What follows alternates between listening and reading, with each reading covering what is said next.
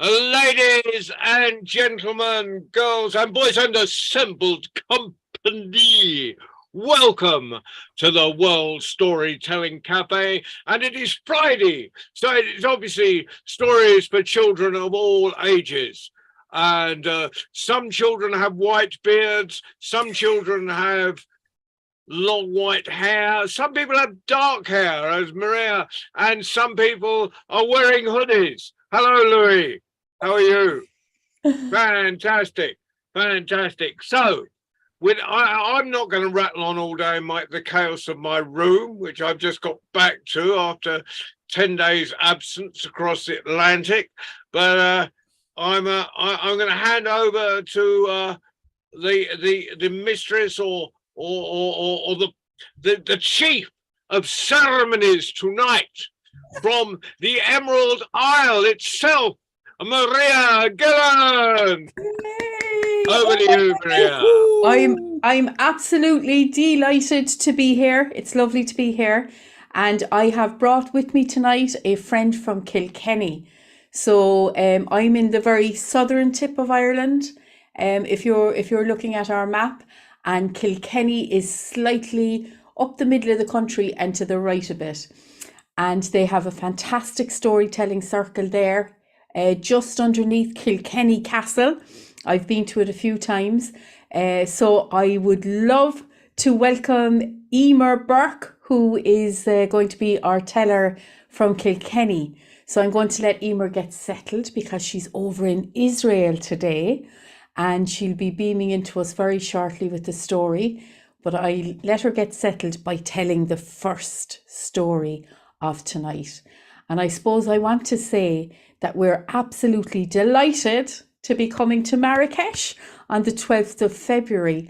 And we want to put lots of love out into the world and say that if you're thinking of going on a holiday that has loads of wonderful people that are mad for the session, who love singing songs and telling stories and who have the traditions of their countries behind them, then this is a holiday and a half. So this will be my second time in Marrakesh and I'm really looking forward to it.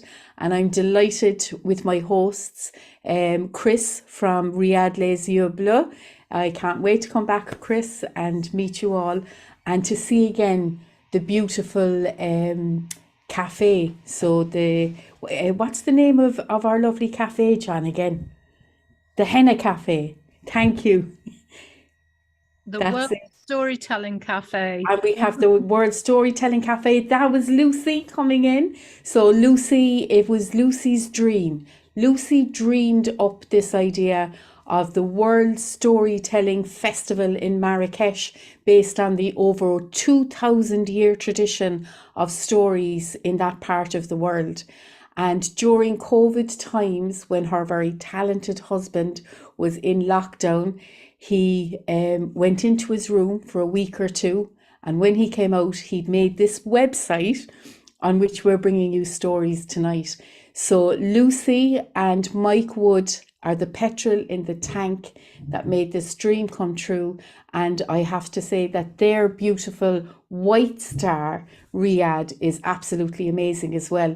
It even has a dressing up room. And when you go into it, you lose time and it's wonderful. So we've told Emer from Kilkenny all about the dressing up room and she can't wait to see it. So now I'm going to tell you a story. In this year, in the year 2023, we are going to honour the women of Ireland. We're going to look again at Saint Bridget and the goddess Breed and all of the traditions that come with them. And the government has given us a day off just to celebrate it. So I thought I would tell you one of the Bridget stories, these strong, strong women in a time when women took second place. Bridget was born into a really wealthy family. Yes, she was. And she really had a great time compared to a lot of people of the day. She had her own bedroom when most people didn't even have a room in the house to sleep in. They slept on settled beds in front of the fire. But Bridget had a very kind heart. Her father was a chief of the clan. They had good land, they had many cows, and they had an easy existence.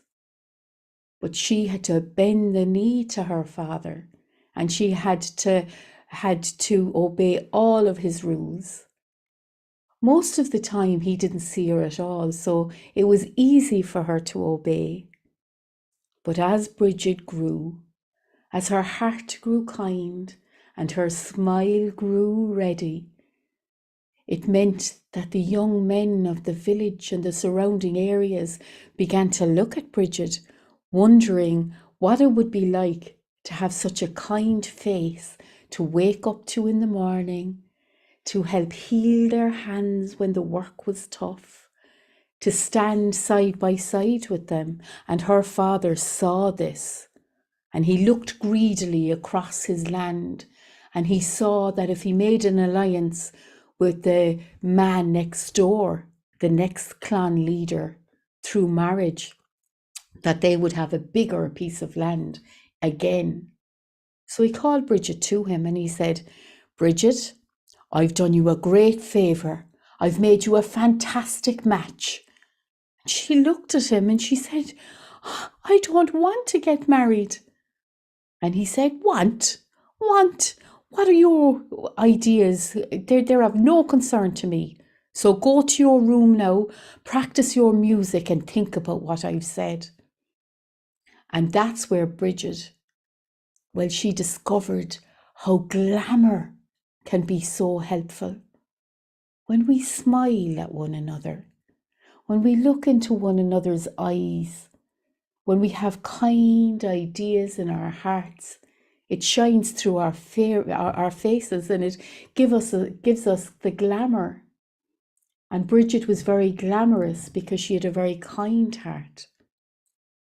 But as she sat in her room, her eyes became dull and her forehead knitted, and she looked older than her years, and she wrung her hands and she became quieter than normal.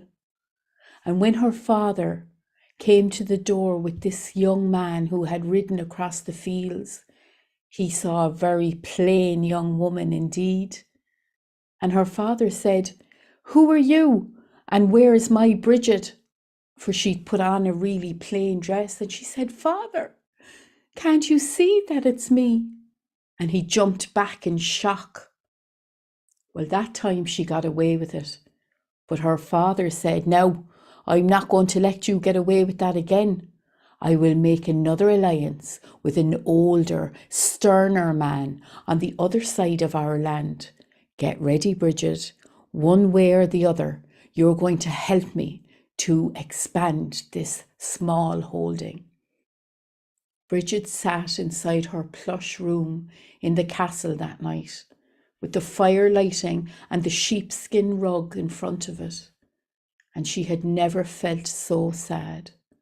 So she took the sheets from her bed and she knotted them and she tied them to the bedpost, and she thought, I'm going to try and get out that window.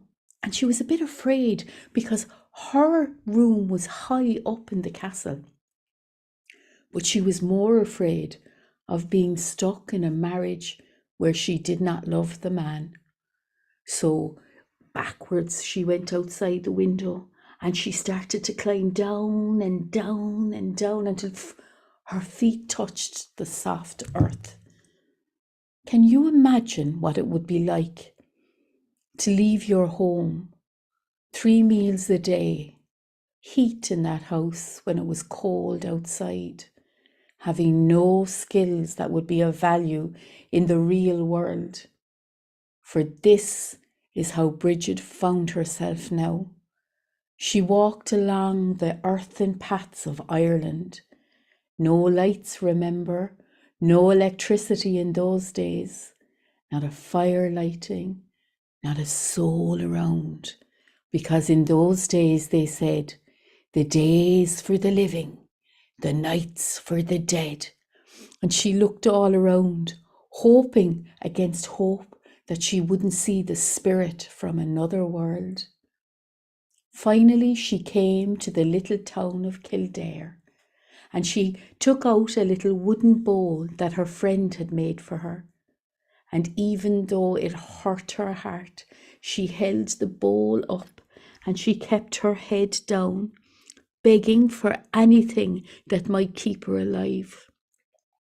How often have we seen those pictures in today's world?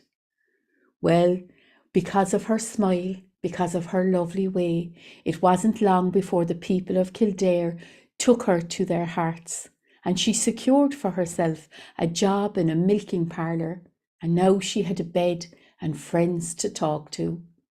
And she thought, I'll go to the chieftain. I'll go to the chieftain and I'll ask him for help.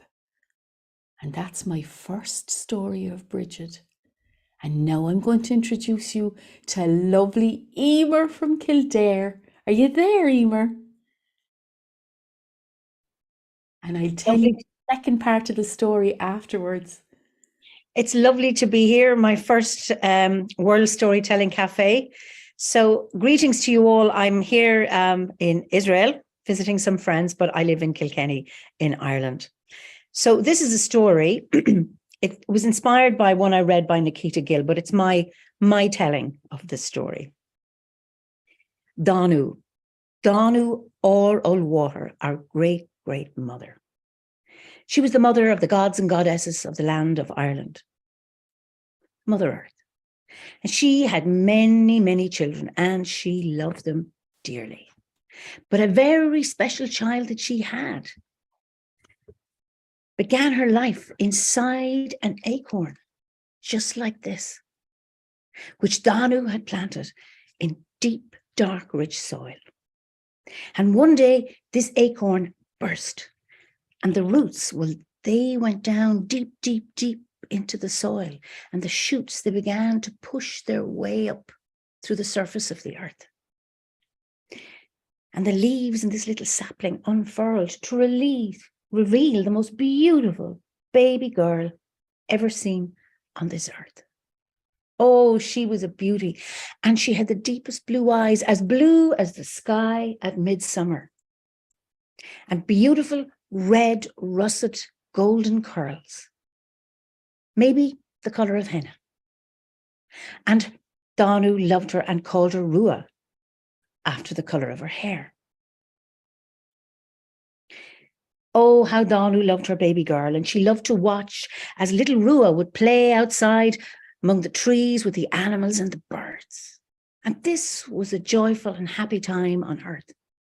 There was plenty to eat. It was a time of abundance and peace. Now, Rua had an older brother, Anrian, the son. Now, he was very jealous of his little sister, who seemed to have so much fun and joy in her life, while he was stuck high in the sky, expected to shine all day. And he became resentful of all the love and attention that his mother paid to his sister. And he felt that Danu no longer loved him. Well, one day, little Rua was outside playing. In a fit of jealousy, Grian grabbed Rua and took her away to a strange land on the other side of the earth, thinking, now my mother will love me once more. Well, Danu looked and looked everywhere for her little Rua, but she couldn't find her anywhere. And she wept and she wept and she wept, and her grief became frozen in her heart. And then she turned her back on the sun, and she turned the leaves and the trees to the colour of Rua's hair. And then the winds and the rains came, and then the snow and the ice came, and it remained on the land for a long, long time. Now, in the meantime, Rua, the far side of the earth, well, she was thriving, and she grew up to be big and strong because she was her mother's daughter. She had resilience. And she had that inner courage and inner confidence to express herself as she truly was. And she was also very curious. And when she was old enough, she set off to explore the earth around her. She set off on a magical adventure. And she traveled to many different lands, magical places with beautiful forests, wonderful rivers and seas and lakes. And she made many, many friends along the way. All sorts of magical beings she met. But no matter how magical or mysterious the place was, and no matter how welcoming and loving the people were in those places, she never felt that she really belonged there. It wasn't home. But her curiosity kept her going until she arrived at a very strange land, covered with snow and ice, a featureless place. And as she walked on this strange land, and she could feel the crunch of the ice and the snow beneath her feet, breathe in that cool air on her nose, and hearing the sound of snow on the land, a magical place. And yet she couldn't recognize any feature no matter where she looked. But she had a sense deep, deep down inside her that there was something familiar about this place. And as she was walking, she remembered who she was. And then she remembered who her mother was. And she began to sing to her mother.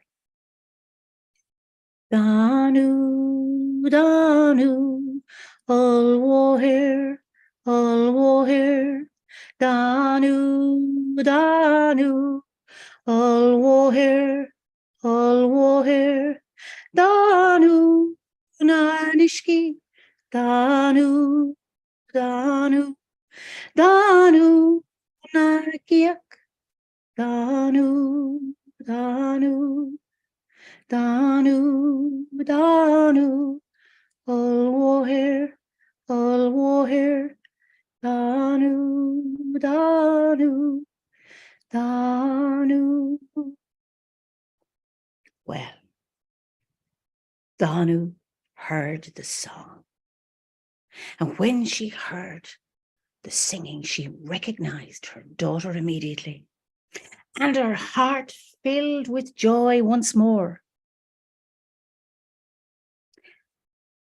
And her frozen heart began to thaw. And she ran towards the sound of her daughter's voice. And oh, what a reunion on mother and daughter. After so many years, the connection, the reconnection, the recognition was instant. The bond between mother and daughter is so strong that years and lands may separate them, but when they come together, that love, that spark gets rekindled again. And she held her daughter and she kissed her and she hugged her. Oh, my Inin, my little Rua, you've come back to me. And such was her joy that she turned towards Grian in the sky and she smiled at him. And Grian, looking down, felt such remorse at the pain and the grief and the sorrow that he had caused his mother and his sister, all because he was jealous and didn't feel loved. But when he saw the reunion and when he saw his mother smile at him, well, he rose up into the sky and he began to shine brilliantly. Then the snow and the ice began to recede. And the seeds that had laid dormant under the surface of the earth, that had been asleep for all those many, many years, they began to burst open and send their roots down deep into the earth and send their shoots up through the surface of the earth. And they grew into trees, and then they produced beautiful green leaves. And then the flowers came and they burst into bloom and the fruit followed the flowers. And the cycle of life was restored once more to the land. All was well again. But Danu the Great Mother, lest anyone forget, and also to commemorate the return of her daughter back to her once more, decided that once a year she would turn the leaves on the trees red and russet and gold, and that the leaves would fall from the trees, and the wind and the rain would come, and some snow and ice would come, but only for a short time. And then after, the leaves and the trees would appear again, and then the buds, and they would burst into bloom, and then the fruit would follow. And that is how the seasons came to be. Now, Donu, she taught all of her children to love and honor and respect the seasons, to follow the seasons, for that is how it should be, and that is how it is. Shine.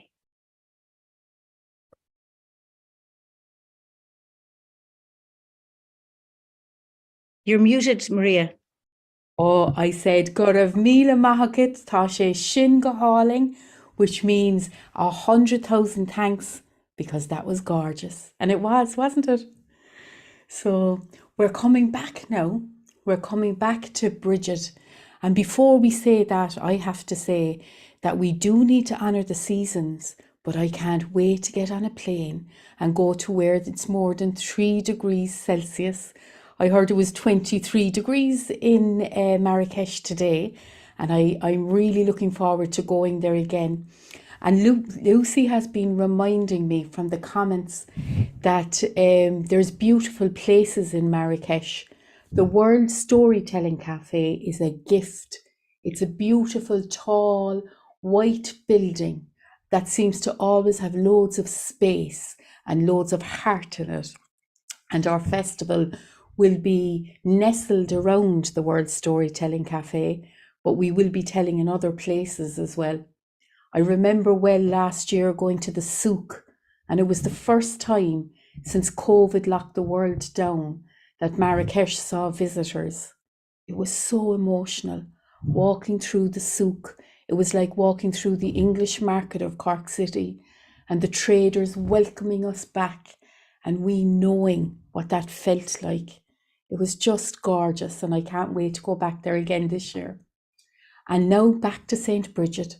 She'd found her niche in the little part of Ireland known as Kildare, Kildara. It's known as Kildara because of the oak tree. Dara is the Irish for oak, so it was the place of the oak. And she found this gorgeous tree down by a river, and she felt that when she was sitting under that tree, listening to the birds calling to her heart and to the gentle meanderings of the water, that it was like heaven on earth. And she thought, I'd love this for a little school, because there was a great value in education. Education meant you could think differently, and she could bring books and they could discuss things together. So she had a little dream, and because she had such a magnetic personality, she now had 19 sisters. 19 women from all over Ireland had decided that they would like to join this woman with her different way of thinking, with her gentle ways. And they said that if you put anything into Bridget's hands, it didn't stay there long. She couldn't help but give it away, to give it to a home where it would be needed. But she also had a magic way that if she gave an egg to somebody, someone else was going to come in through the door and give 2 eggs to her. It's a little bit like that in the Henna Cafe of Marrakesh. So we know what that's like. And she went to the chieftain, the clan leader. He called it Taoiseach at the time. And she knocked on his door and she said, "Can I speak to you?"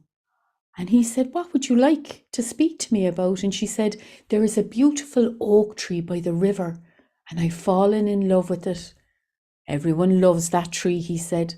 "It's one of the best trees that we have." I was wondering, she said, if you'd give us a small little bit of land for a school and a place that we could meditate. And he looked at her and he said, and how much would you give me for that? And she said, I was hoping that you'd give it to us from the kindness of your heart. And I was hoping that it would touch the lives of so many people through the school and through thinking differently. And he laughed at her. And he laughed at her. And her heart sank. And her spirit felt like a stone in her stomach.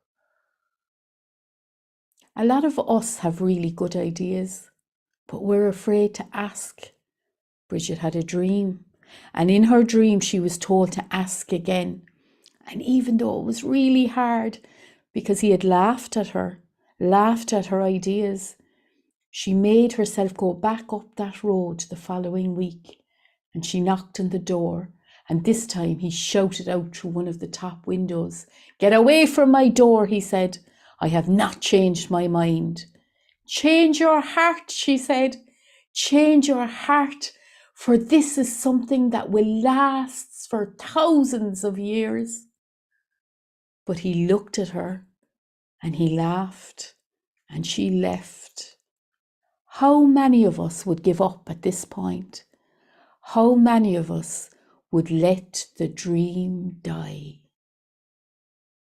But over the next week, every time she closed her eyes, every time she went to sleep, she heard the voices of the generations to come in Ireland saying, "Please, Bridget, do it for us. Do it for us that we might get knowledge, that we might gain trust, that we might rise up."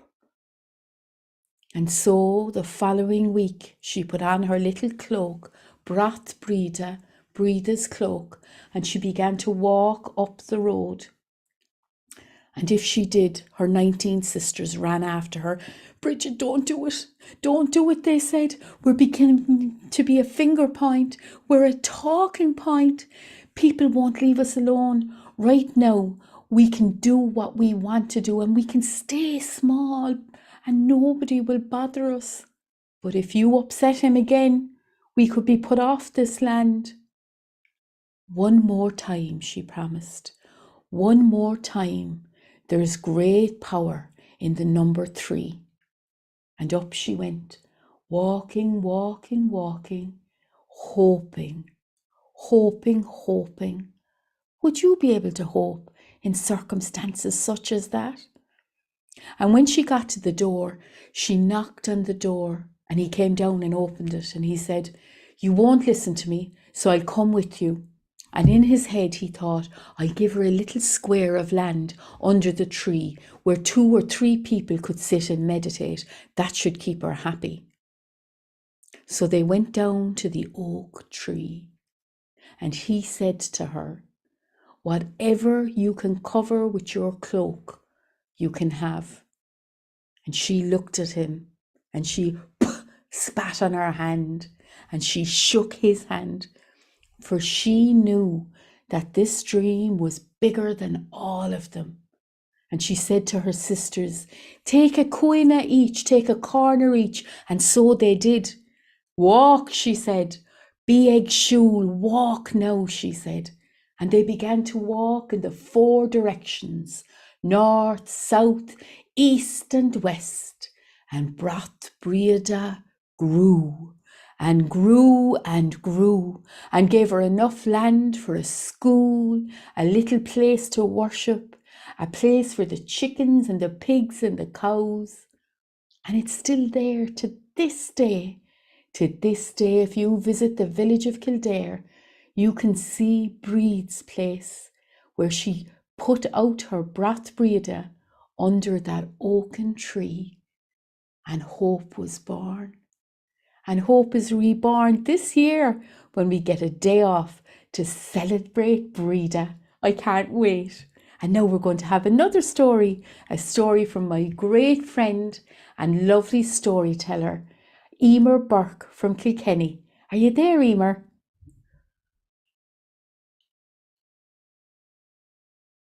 Oh, I can see her, but her, there you are. That was a wonderful story, Maria. Absolutely. And I love those stories about Bridget. They never cease to bring such joy and magic.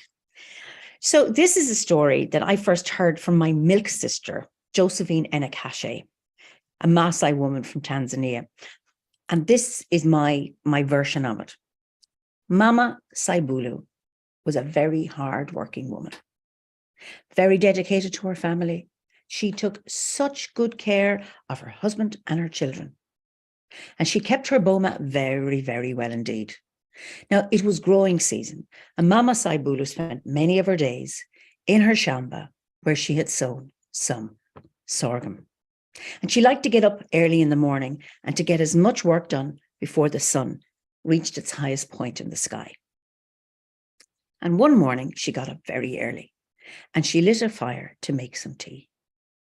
And she got her sufria, her pot, and she laid it down on the 3 stones, and she put the leaves in, and she put the sugar in, and she put the milk in, and she waited for it to boil. And when it was ready, she poured it into a cup, and she sat down and had a lovely long cup of warm, milky tea.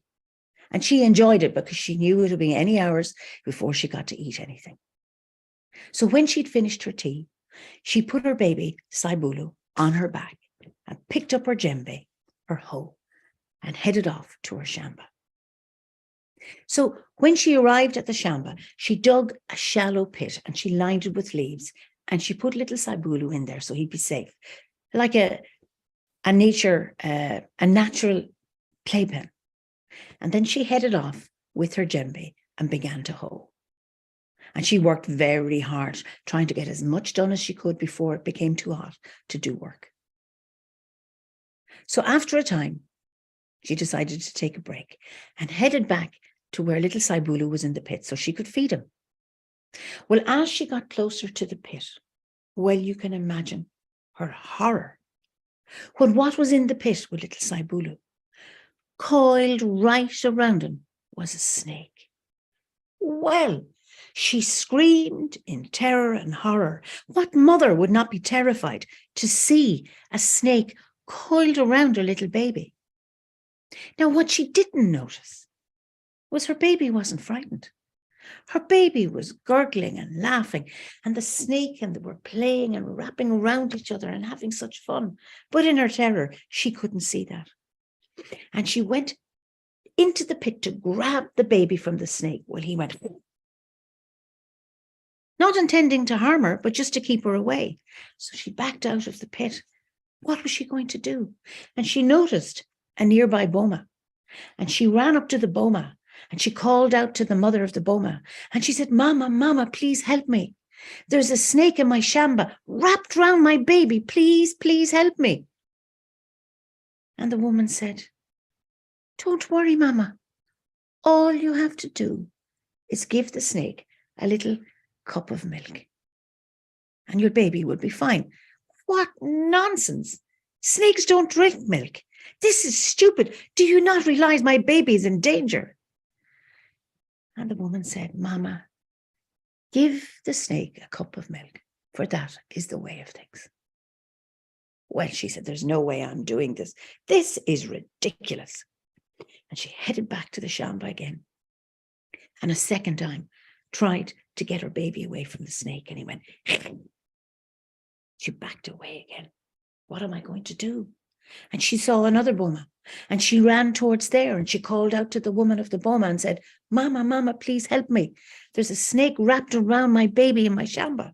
Please, please help me." And she said, "Oh, Mama, that is okay. Don't worry. All you have to do is give the snake a cup of milk and your baby will be fine." What?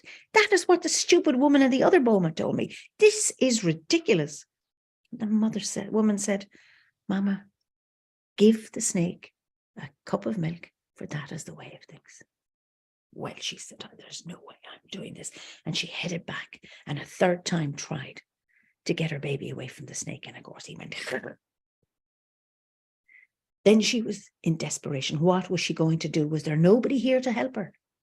And then she noticed coming towards her a laibon, a banfassa, what we call in Ireland a healing woman.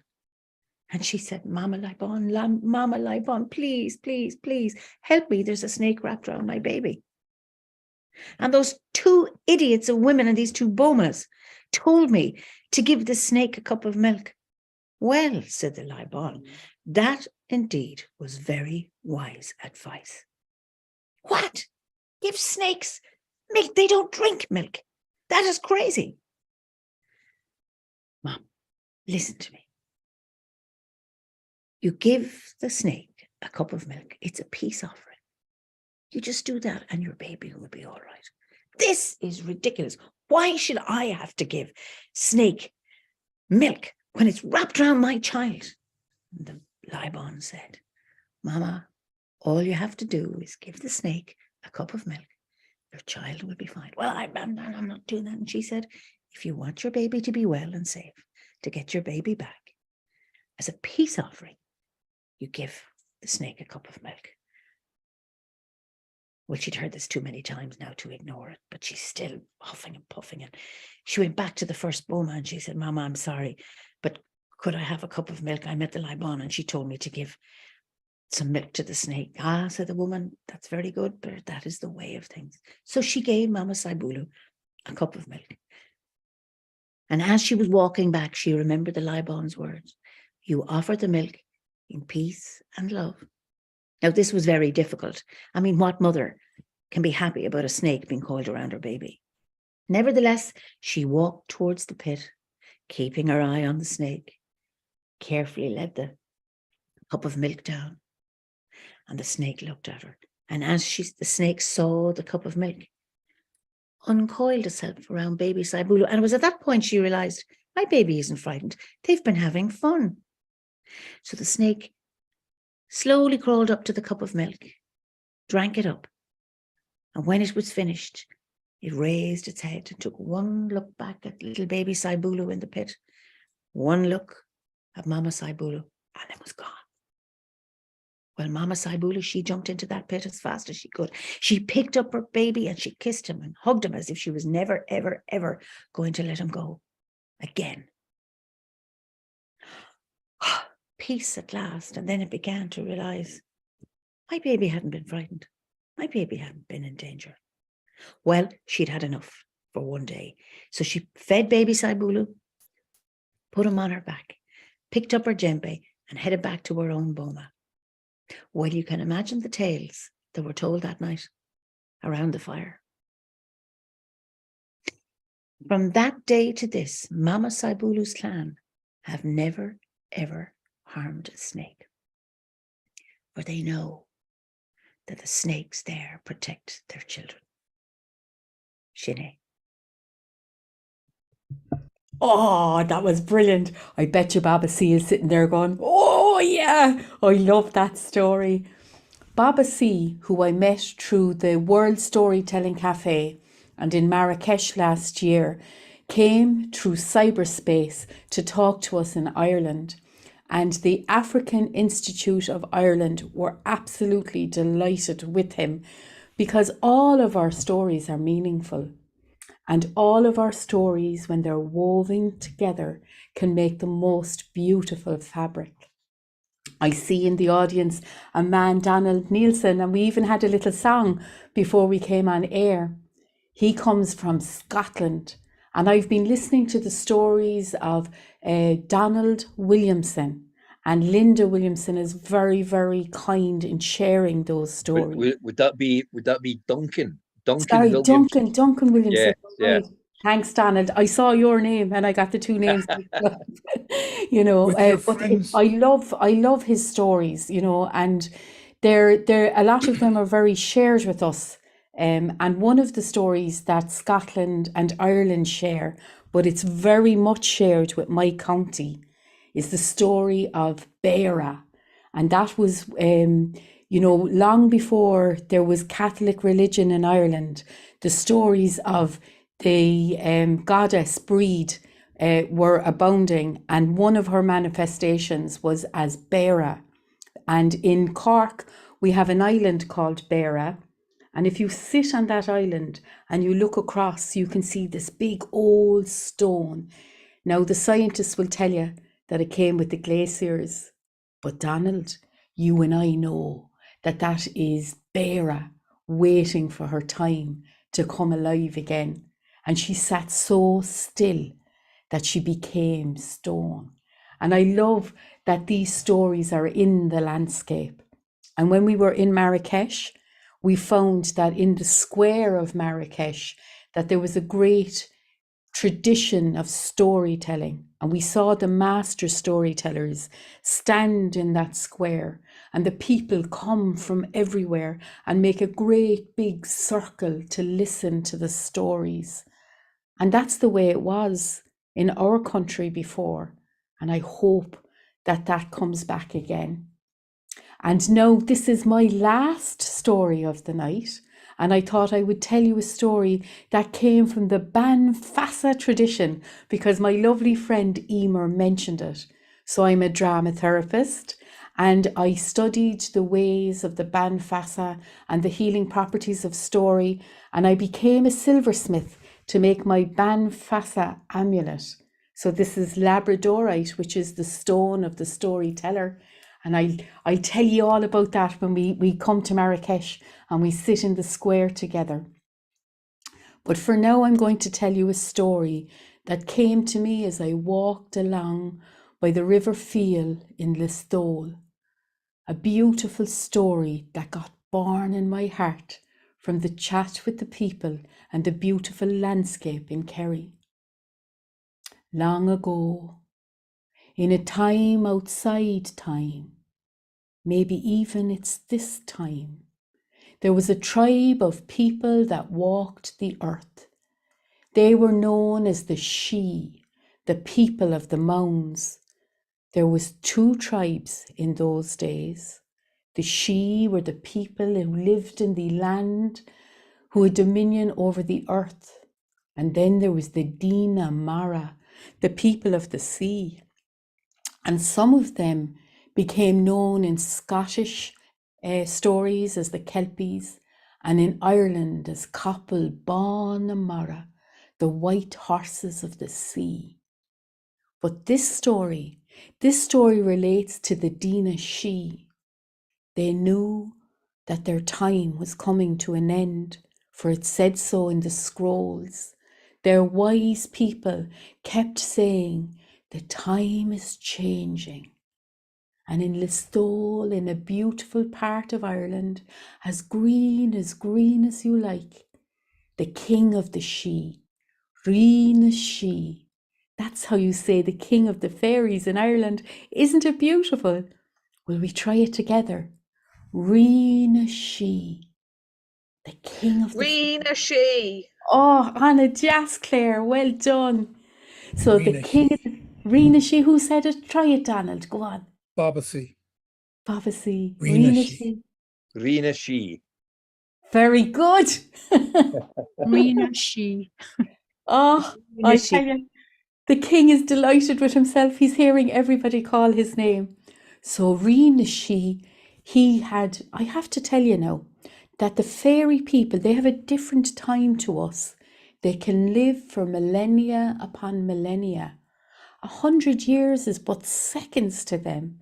So this king had lived a long time, but he still looked like a young man. We would say that they lived in a place called Tir na Nog, the land of the eternally young. And that place in this story was Ireland. It was Listowel in Ireland, right in the bottom of the country with the greenest grass and the sweetest rivers. And he used to go down to the river and he began to get worried. And for the first time, his people saw that his shoulders looked as if he was carrying a weight. And he began to get 2 lines over his eyes and he began to dream. And his people worried and they asked and they harried, but he wouldn't tell them anything. There's always someone that knows your heart. And in the case of this story, the being that knew the heart of Rina She was the dragon that was born at the very same second as our Rina She came into this world. She stuck her head up now from her little nest. And if you go to Listowel and you find Listowel Castle, you'll see a round stone just in front of it. And that was the door to the nest of this dragon. She stuck her snout out and she said, Rena, it's me, you see. What's wrong with thee? And he said, can you read my heart? I can, she said. What's going to happen? The change is coming, he said. The change is coming, and we will have to leave this place. For human beings are going to come in, and they will take dominion over the land and the sea, and they will have to mind the place, you see. Oh my goodness, I hope they're able for it, she said. And what about us? Can we come too? You can, he said. Oh, I'm going to ask my brothers and my sisters, Mugra Foraha, agus Mugra Haraha. I'll ask them now. And her eyes went back in her head, for the way that dragons communicate is they send out their hearts. And she sent out her heart now, and it reverberated around the world. And when she came back, she said, Rena, I'm full of glee. We'll come with thee. But there'll be a cost, he said. What's the cost? We will have to change. We will have to take to the shadowy places. We will have to live in the liminal spaces. We will have to be invisible to the human beings. Is that the way? She said. It is, he said. And your beautiful blue wings, they will have to become invisible. She said as her wings began to flap behind her back. I don't know about that. It's a very, very special type of invisible, he said. A magical type of invisible. It's called iridescent. Isn't that a great word? Iridescent. What a lovely magical word. What does it mean? She said. Well, he said, even though your wings will be see-through, they will reflect every colour of the earth and some colours that have not been invented yet. I like the idea of that, she said. Oh, the colours will dance on your wings, he said. I love it, she said. And so they made a plan on that lunar day in the middle of August, so many millennia ago, in the time outside time. Are they watching now? Are they watching through the veil? And when they made their plan, they followed the river Feel out of Listowel, down, till they came to the field with the standing stones, the fairy cathedral. And Reen he stood in the middle of those stones, and he sent out his Rídhríochta, his king magic, on the heads of his people. And they began to feel strange, and they began to shrink, and they closed their eyes, and the dragons felt it too. And when they opened their eyes under the lunar milky moon, they had become so tiny that a blade of grass looked like a great oak tree to them now. Oh my goodness. And the dragons, well, their bodies had elongated. They had become long and thin, and they'd shrunk down. And their wings grew and flew and flowed right to the edge of their bodies. And in the light of that moon, that ancient moon of long ago, every colour of the earth began to flick over those wings. Gold and silver, beautiful reds and greens, all the colours of Marrakesh, the earthen colours, the Irish colours, the Scottish colours, the African colours, all the colours of the world, and some that were still only dreaming up, danced across those wings. And that is how it is that on the banks of the Feel, the blue dragons of Ireland became dragonflies. And if you see a dragonfly, even to this day, then you know that its she rider is not far behind.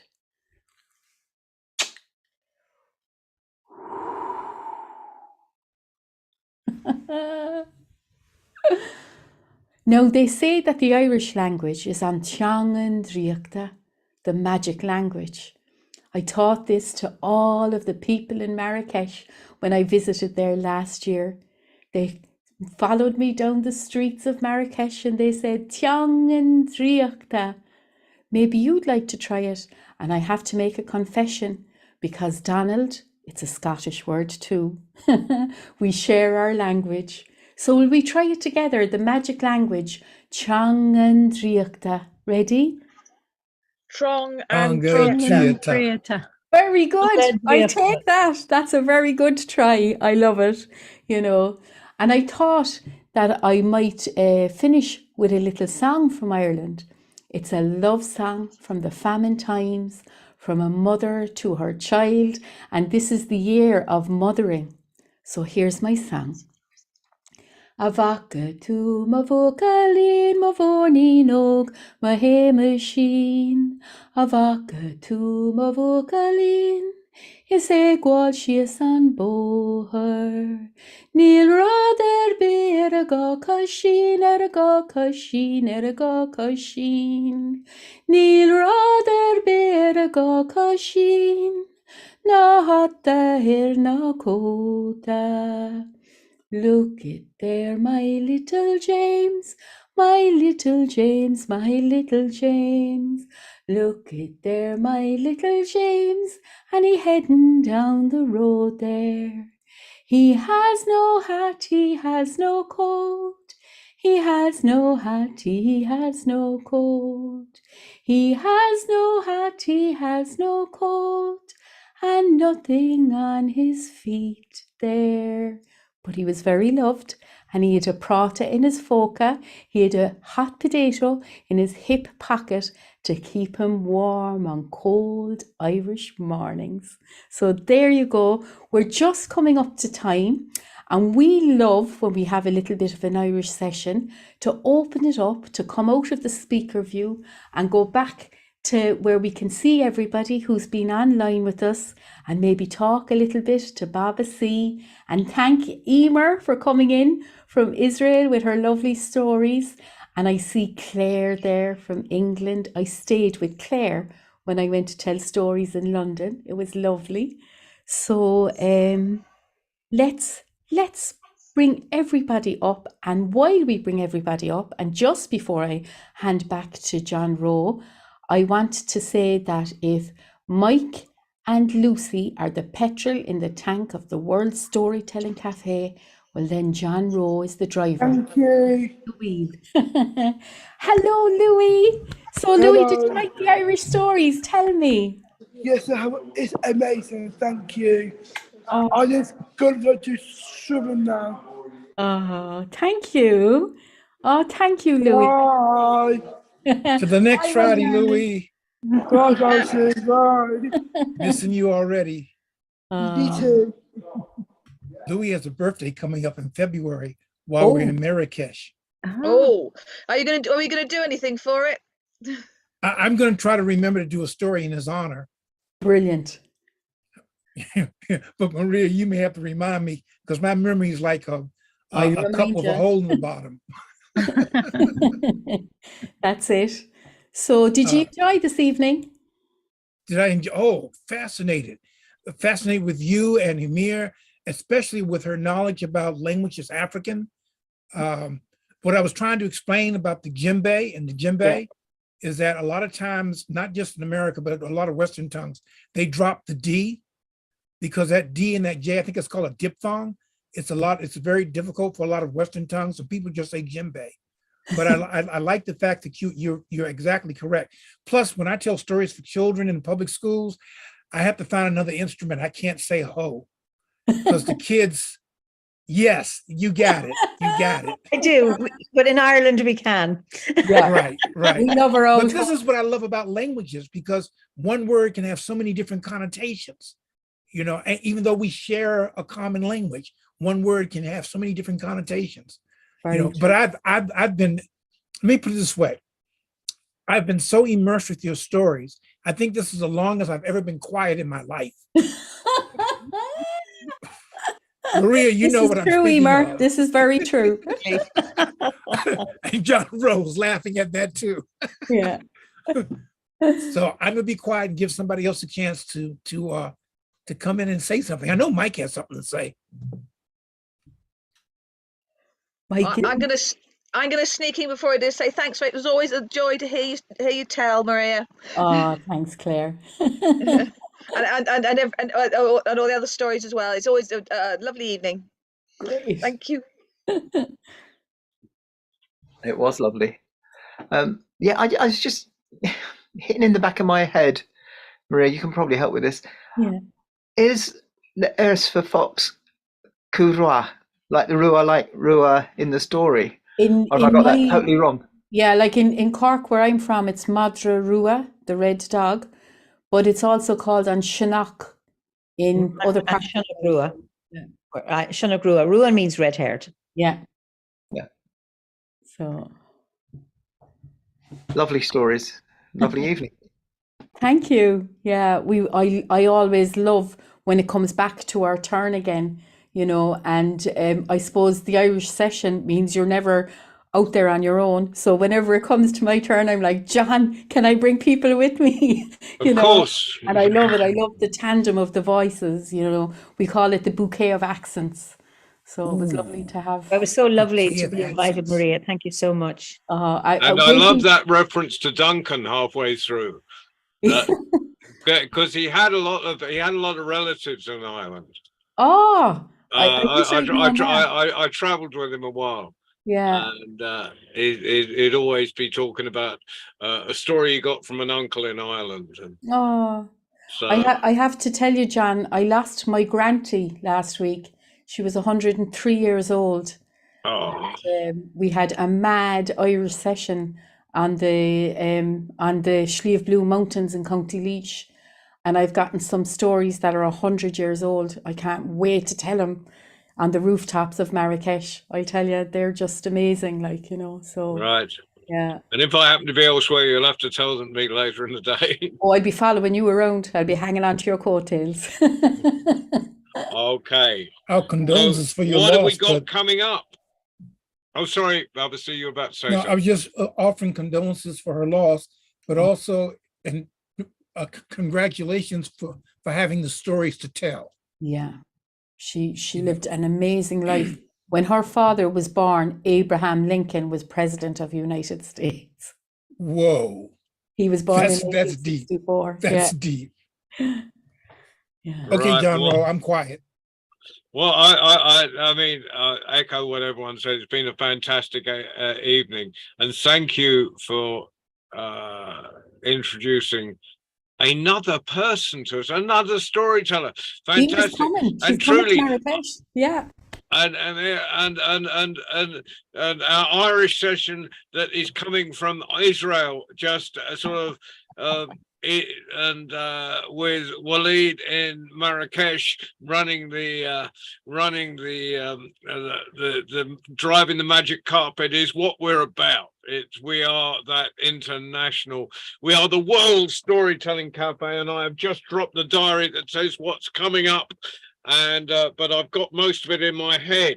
If I'm right, we start on Sunday at 7 o'clock in the evening with our worldwide story round, and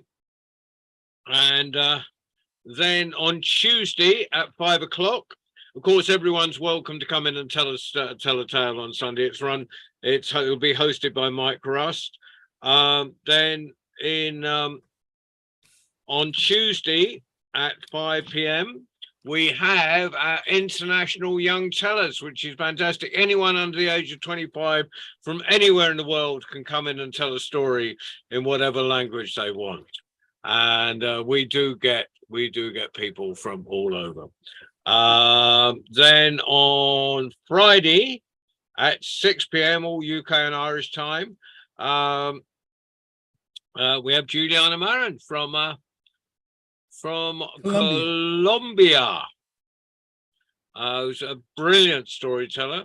I don't know where in the world she is next Friday, but she will be with us virtually.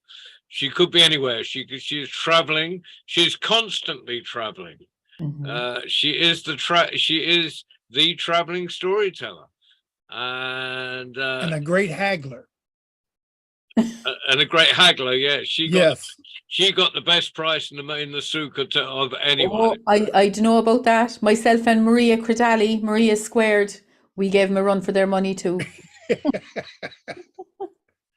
Yeah. So anyway, that's what we got coming up, and then I'll announce it now for the people coming to the festival on the following Sunday, the last Sunday of the month. Is the 29th. We've got for people coming, and again at 7 o'clock in the evening, UK and Irish. Washington DC is something entirely different. It's about the afternoon. We have a question and answer session for people coming to the festival. So anyone with any questions about the festival, like who's Bubba C or something like that. I've often wondered about that. So yeah, just any logistical questions or anything else.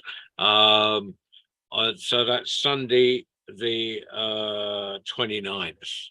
So that's roughly the next week coming up. Meanwhile, another round of applause for Maria and Emir. John, could we just mention the Irish American session on the Thursday as well? Of the festival. Yeah, I'll be talking about the festival at some other point. But for those that really love their Irish American stuff, because Maria never wastes a chance. Never. After my own heart. Yeah, if anyone happens to be in Marrakesh on Thursday, the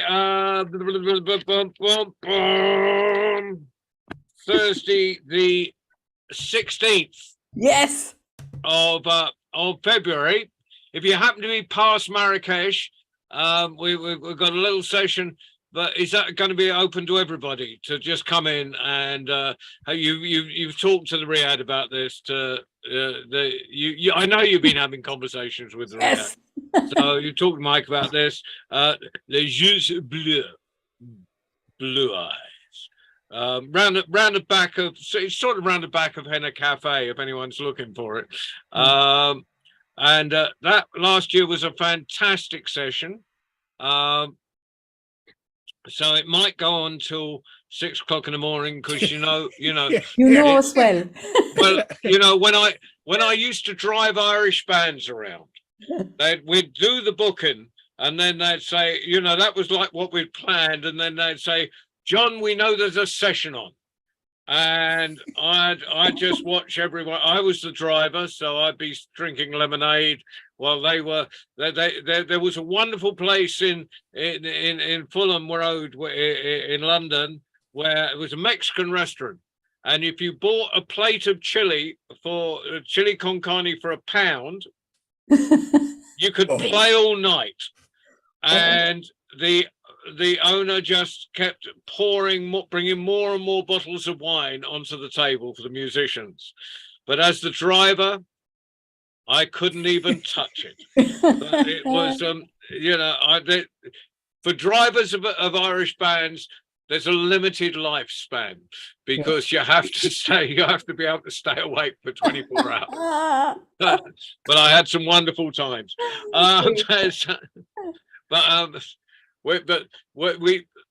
We only have serious stuff in Marrakesh. Obviously, we don't have any of that smiling that Maria is doing. She puts on a serious face for Marrakesh. That's it, yeah. Absolutely. We have the official sessions, and then we have the until dawn sessions. If you close your eyes in Marrakesh, you will miss something. No sleep. This is for true. the 7 This is days, true. just telling you. Yeah, This yeah. is Well, they true. will. Yes, dusk till dawn and dawn till dusk. The Irish American session lasted so long that the cabs and the tuk-tuks had stopped running. Yes, that's right. And in order to get me back to the Riyadh, I rode in the back of a motorcycle. I Oh. never ride motorcycles. That was a sight. That was a sight you could, I tell you, you know, they just go so fast and they know the walls so well, but you think Yes. you're going to go straight into the wall. Yeah. It was an interesting ride. Maybe that's why I no longer have anything under here. But anyhow, it was an interesting ride. That's it. Meanwhile, fantastic. See you all Sunday. Hopefully, what you can never have too many rounds of applause. Yay! You guys have a great evening. Thank I'm you, going to Waleed, lunch. for Great evening, flying the magic everybody. carpet. Take Thank care. you so much. Bye. Bye. See you, Bye. Marrakesh. Woo, woo. See you, Emer. Thanks for coming. Thank you so much, Maria. Good to meet you all. Bye-bye. Emir. Keep talking, Maria, Baba. Maria, Keep talking. Maria. Maria is still one of my favorite interviews. Oh man, it's gorgeous, and the lads loved it. And it's Can very I get a downloadable version of it? Yes, I will send it to you. I will Would send appreciate it. you a Thank you very downloaded much. version. No, Emir, Maria, Iwa. Ihawa Makara. Tutunani Bakahanani, which is Ah, roughly Lala Lala Tunana in Marrakesh. yes. Yeah. Sikamema, Laleli Salama. And Shabbat Shalom. Shalom Shabbat. To be continued. Okay, bye. All right. This has been great. Now Great. I'm hungry. Okay, bye-bye. Bye-bye. No, until the next time. Okay. All right, Waleed. See out.